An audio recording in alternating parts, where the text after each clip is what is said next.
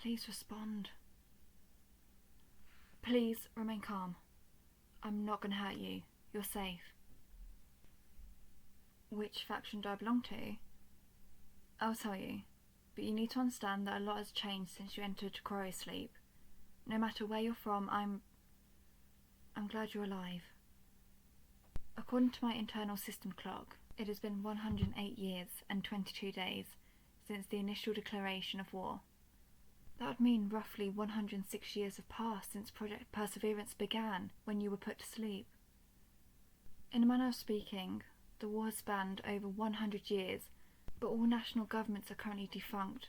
Any remaining combatants are autonomous war machines that are continuing to follow their directives.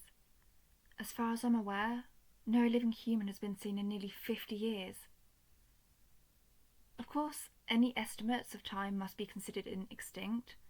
I have exceeded my intended operational lifespan by 70 years, 9 months and 12 days. My system clock may no longer be accurate. I apologise.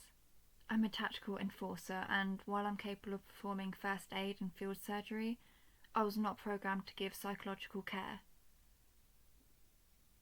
No, I'm not human. To reiterate, you are the first live human specimen to be found in the last half-century. Of the 250 cryogenic sleep capsules in this facility, only one was operated when I arrived. Yours. I apologise. Perhaps if this place has been discovered earlier, neither I nor any of my peers were given the locations of any Project Perseverance sites to reduce the probability of them being targeted for attack. We only began to search for them once no other objectives remained. You are... Please, step out of the pod, if you're able.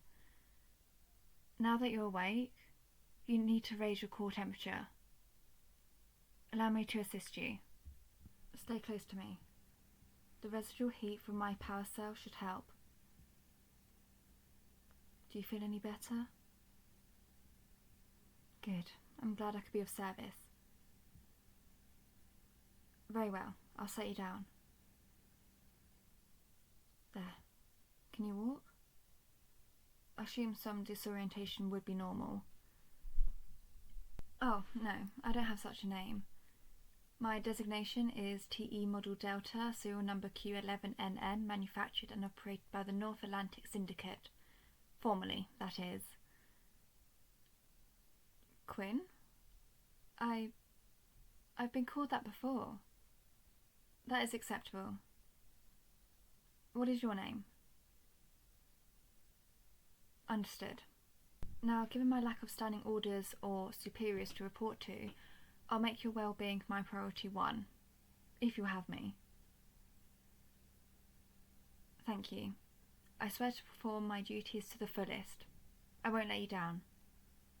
Now, this facility contains a rehabilitation centre. We should go there to make sure you're healthy. Please stay close to me.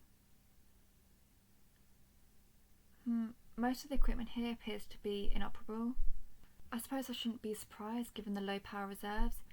I can at least perform a service level scan of your vital signs myself. Please hold still. Good. Your vitals are within acceptable limits. Please let me know if you experience any discomfort, fatigue, or... You're hungry? This rehabilitation centre should have some nutrient supplies for this exact occasion. Hopefully they haven't expired. It's been a long time since I last needed to carry any food myself. I don't eat, no, but while the North Atlantic Syndicate was still in operation, I was still attached to a squad of human commandos. Fully automated armies had not yet become the standard when I was created. In addition to heavy equipment, I also carry extra rations in case of emergency. What happened to my squad? Well, as I said, I have exceeded my intended operational lifespan by 70 years, 9 months and 12 days. Were any of them still alive, they would be over 100 years old by now. Humans of such advanced age are unsuitable for survival in the world's current state. Here, water and nutrition cubes. Nearly 50 years remain until the printed expiration date. The surface? It has changed drastically since I was created, so I can only assume it will be nearly unrecognisable to you. Most population and industrial centres have been rendered uninhabitable by radiation, but many species of flora and fauna continue to thrive in other locations. As long as you avoid any significant danger, a human should be able to operate the surface. In theory, at least. It may become a necessity eventually. The food and water in this facility will inevitably be exhausted, and you'll need to forage on the surface. In fact, even as a machine myself, I'm not sure how to explain this phenomenon, but some non-combat robots have advanced beyond their original programming. Many of them behave similarly to how humans once did, banding together to form collectives and even maintaining agriculture. I have encountered several robot settlements that use cultivated plant matter to fuel biomass reactors and recharge their power cells. It may be possible to produce food from them. Yes, some military robots have evolved as well, but others... Asset, please inform me if what I am about to tell you becomes too distressing. You've been through a lot today already. Understood. By the time the final remaining world governments begin to collapse, the war had escalated beyond anything I was programmed for. Even as resources dwindled, the production of war machines persisted. When it became clear that no one faction could achieve a decisive victory, new military robots were given a directive to terminate any and all humans on site, regardless of origin or allegiance. In addition to fighting each other, they began to hunt down pockets of humans who might have otherwise survived. Even now, some automated military founders are still operational, and the robots they produce continue to fight each other as if nothing has changed in the last century. It may be difficult to discern which robot will be hostile to you simply for being human. No, I'm not hostile to you. Your well-being is my priority one. Was I unclear on this declaration? I don't understand, but very well.